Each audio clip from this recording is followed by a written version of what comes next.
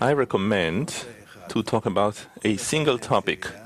Each one in the 10 tells how much he is envious of this friend or that friend or that friend, but he speaks in such a way that we will feel that it pains him. It pains him that that friend has such virtues that he does not have. And he truly feels this pain inside of him. If he has such a pain, then it is a sign that to that extent he can advance and acquire that quality. Is it clear? So, each one in the 10 tells the 10 how much he is envious of some friend and how much it pains him, because to the degree that it pains him, he can acquire this quality that he's envious of in this friend, acquire it from that friend, and that way everyone can become richer and ascend. So please.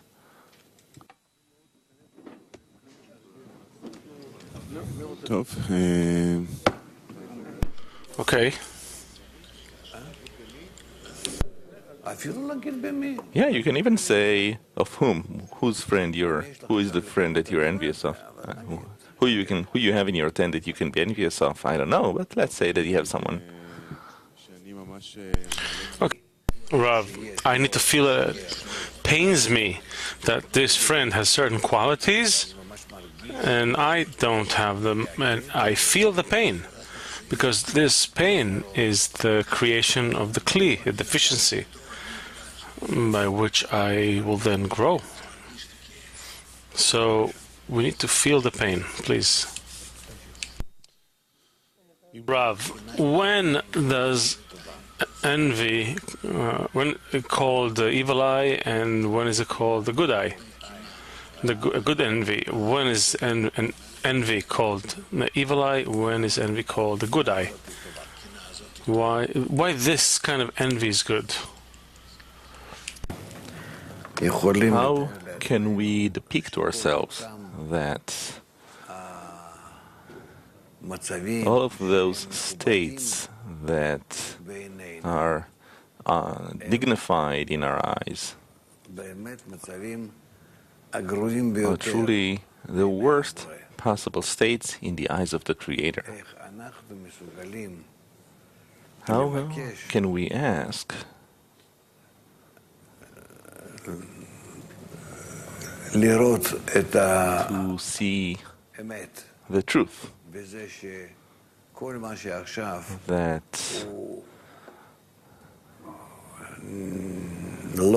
everything that now is unimportant, despicable in our eyes, is actually honored and spiritual? How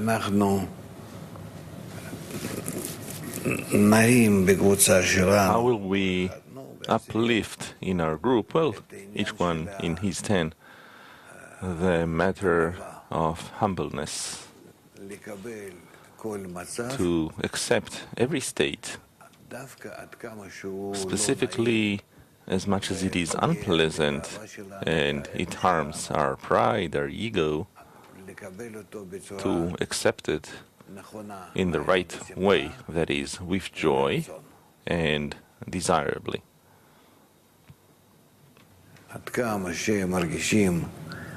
As much as we feel the state is unpleasant, to understand that it is unpleasant to my ego, and apparently in the right way, if I were corrected, I would be happy about it. So, go ahead. You will start talking and it will become more and more clear.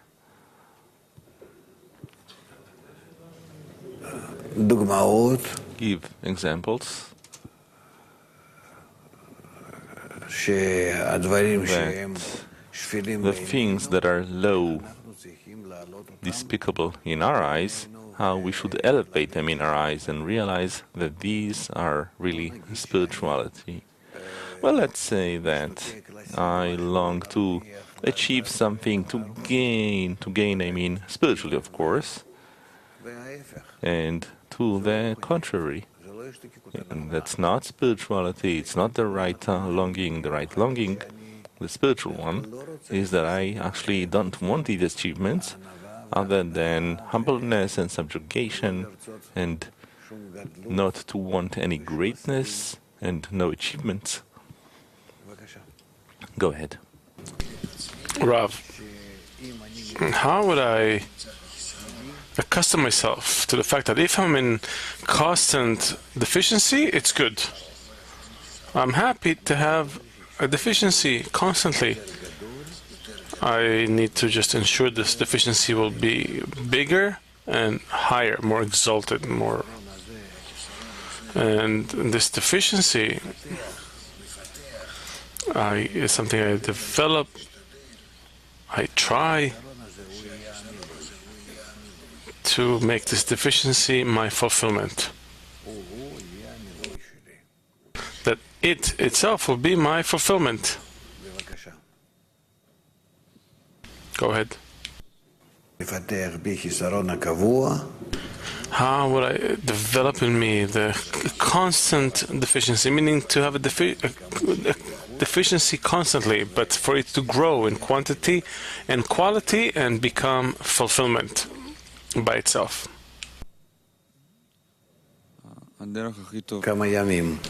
We spoke about it for the last few days. It's not the love that fills the person, but the yearning for the love, the yearning for who he likes. That's what fills him, that's what gives him pleasure, that he has that sensation. Since there's no fulfillment, there's no egoistic fulfillment that I receive it, rather I yearn.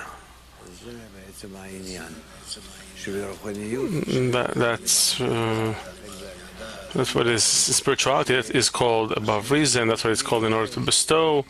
The kli, the vessel, is a different kind of vessel. Specifically, the yearning fills a person, and that's the main thing. So, just as we spoke about love in these past few days, that the yearning for my beloved is what fills me, what brings me joy, and I need to grow that. And we see that in this world, it's clear to us that when we yearn for something, it fills us much more than when we already meet, and then it fills us, and then we see that it's completely not like anything I imagined, expected. Why? Because the nature of the vessel and the fulfillments does not work in this way. The true fulfillment, the constant, eternal fulfillment, is from yearning and not from practical fulfillment. Where the will to receive is not designed to be filled except in order to use it to develop above it a yearning for bestowal. Is that clear? Talk about it. This is truly the building of the spiritual vessel on top of the corporeal one. How from this we can understand that Tzimtzum Aleph, the first restriction, is never cancelled, and above it we develop vessels of bestowal. The will to receive always remains empty. However, we develop above it a vessel of bestowal. Go ahead.